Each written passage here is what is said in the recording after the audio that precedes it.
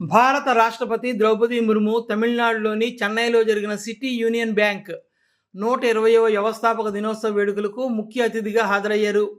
ఈ సందర్భంగా రాష్ట్రపతి మాట్లాడుతూ ప్రపంచంలోనే అత్యంత వేగంగా అభివృద్ధి చెందుతున్న పెద్ద ఆర్థిక వ్యవస్థలలో భారత ఆర్థిక వ్యవస్థ ఒకటి అని, బ్యాంకింగ్ పరిశ్రమ దాని వృద్ధి కీలక పాత్ర పోషిస్తుందని అన్నారు.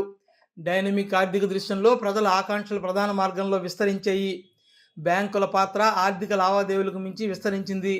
బ్యాంకులు సంపద సంరక్షకులు మాత్రమే కాదు, ఈరోజు అవి వివిధ రకాల ఆర్థిక సేవలు అందిస్తున్నాయి. అవి సమ్మిళిత మరియు స్థిరమైన అభివృద్ధికి కూడా కీలక పాత్ర పోషిస్తున్నాయి. దేశ అభివృద్ధికి కీలక స్తంభాలలో ఒకటి ఆర్థిక చేరికని, అంటే ప్రతి పౌరుడికి సరసమైన ఆర్థిక సేవలు అందుబాటులో ఉండేలా చూసుకోవడమని రాష్ట్రపతి అన్నారు. బ్యాంకింగ్ ద్వారా ఆర్థిక చేరిక రంగంలో సంతృప్తత అనే జాతీయ లక్ష్యాన్ని చేరుకోవడంలో సిటీ యూనియన్ బ్యాంక్ వంటి బ్యాంకులు సహాయపడుతున్నాయని ఆమె పేర్కొన్నారు.